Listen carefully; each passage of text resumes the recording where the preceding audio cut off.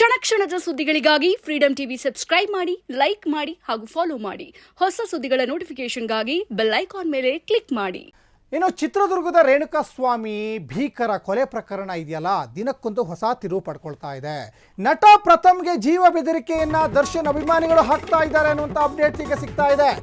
ಚಿತ್ರದುರ್ಗದ ರೇಣುಕಾಸ್ವಾಮಿ ಭೀಕರ ಕೊಲೆ ಪ್ರಕರಣ ದಿನಕ್ಕೊಂದು ಹೊಸ ತಿರುವು ಪಡ್ಕೊಳ್ತಾ ಇದೆ. ನಟ ಪ್ರಥಮ್ಗೆ ಜೀವ ಬೆದರಿಕೆಯನ್ನ ದರ್ಶನ್ ಅಭಿಮಾನಿಗಳು ಹಾಕ್ತಾ ಇದ್ದಾರೆ. ಈ ಹಿಂದೆ ದರ್ಶನ್ ಅಭಿಮಾನಿಗಳ ವಿರುದ್ಧ ಪ್ರಥಮ್ ಕಿಡಿಕಾರಿದ್ದ. ಠಾಣೆಯ ಮುಂದೆ ಇದ್ದಂಥ ದರ್ಶನ್ ಅಭಿಮಾನಿಗಳ ಕುರಿತು ಪ್ರಥಮ್ ಬೈದಿದ್ದ. ದರ್ಶನ್ ಬಗ್ಗೆ ಮಾತಾಡಿದ್ದಕ್ಕೆ ಪ್ರಥಮ್ಗೆ ಜೀವ ಬೆದರಿಕೆ ಕೂಡ ಹಾಕಿದ್ರು ದರ್ಶನ್ ಅಭಿಮಾನಿಗಳು. ಜ್ಞಾನಭಾರತಿ ನಗರ ಪೊಲೀಸ್ ಠಾಣೆಗೆ ಈಗ ಆಲ್ರೆಡಿ ಪ್ರಥಮ್ ದೂರನ್ನು ನೀಡಿದ್ದಾರೆ. ದೂರು ಕೊಟ್ಟಿದ್ದಲ್ದೇ ದೂರು ನೀಡಿ ಪೋಸ್ಟ್ ಕೂಡ ಹಾಕಿದ್ದಾರೆ. ಏನು ದೂರು ಕೊಟ್ಟಿದ್ದಾರಲ್ಲ ಆ ಪೋಸ್ಟ್ ಕೂಡ ಮಾಡಿದ್ದಾರೆ. ಚಿತ್ರದುರ್ಗದ ರೇಣುಕಾಸ್ವಾಮಿ ಭೀಕರ ಕೊಲೆ ಪ್ರಕರಣ ಒಂದು ಘಟ್ಟವನ್ನು ತಲುಪಿ ಆಯಾಮಗಳು ಪಡ್ಕೊಳ್ತಾ ಇದ್ದಾವೆ. ಈ ಹಿಂದೆ ದರ್ಶನ್ ಅಭಿಮಾನಿಗಳ ವಿರುದ್ಧ ಕಿಡಿಕಾರಿದ್ರು ಪ್ರಥಮ್. ಅಂದರೆ ದರ್ಶನ್ ಅಭಿಮಾನಿಗಳಿಗೇನು ಬೈದಿದಲ್ಲ, ಬುದ್ಧಿ ಮಾತು ಹೇಳಿದರು ಪ್ರಥಮ್.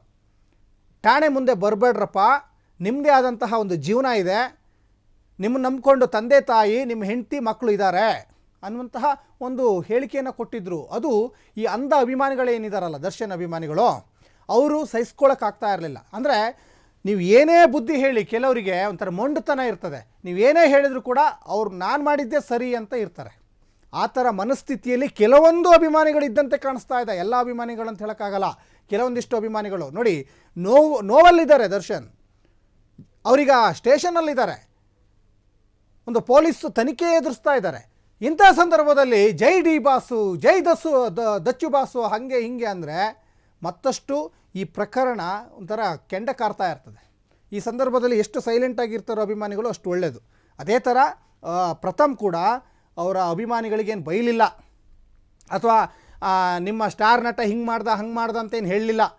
ಅಲ್ಲಿ ಯಾಕ್ರಪ್ಪ ಬರ್ತಾ ಇದ್ದೀರಾ, ಸುಮ್ಮನೆ ಗಲಾಟೆ ಆಗುತ್ತೆ, ಘರ್ಷಣೆಗಳಾಗ್ತವೆ, ಅಲ್ಲಿ ಬಂದು ಸೇರಬೇಡಿ, ಆದಷ್ಟು ನೋಡಿ. ಕಂಪ್ಲೇಂಟ್ ಕಾಪಿ ಕೂಡ ನೋಡ್ತಾ ಇದ್ದೀರಾ. ಜ್ಞಾನಭಾರತಿ ಪೊಲೀಸ್ ಠಾಣೆಗೆ ಏನು ಪ್ರಥಮಿಗೆ ಕಂಪ್ಲೇಂಟ್ ಕೊಟ್ಟಿದ್ರಲ್ಲ, ಆ ಕಂಪ್ಲೇಂಟ್ ಕಾಪಿ ಕೂಡ ನಾವು ತೋರಿಸ್ತಾ ಇದ್ದೀವಿ. ಆದರೆ ಇವ್ರ ಮೇಲೆ ಜೀವ ಬೆದರಿಕೆ ಹಾಕ್ತಾರೆ. ನನ್ನ ಜೀವ ಬೆದರಿಕೆ ಇದೆ, ನನಗೆ ಪ್ರೊಟೆಕ್ಷನ್ ಬೇಕು ಅಂತ ಹೇಳಿಬಿಟ್ಟು ಕೋರಿ ಅದರಲ್ಲಿ ಎಲ್ಲ ಉಲ್ಲೇಖ ಮಾಡಿದ್ದಾರೆ ಪ್ರಥಮ್. ನೋಡಿ, ಜ್ಞಾನಭಾರತಿ ಪೊಲೀಸ್ ಠಾಣೆಗೆ ಬಂದು ಕಂಪ್ಲೇಂಟ್ ಕೊಟ್ಟಿರುವಂತಹ ಒಂದು ದೃಶ್ಯಾವಳಿ ಗಮನಿಸ್ತಾ ಇದ್ದೀರಾ.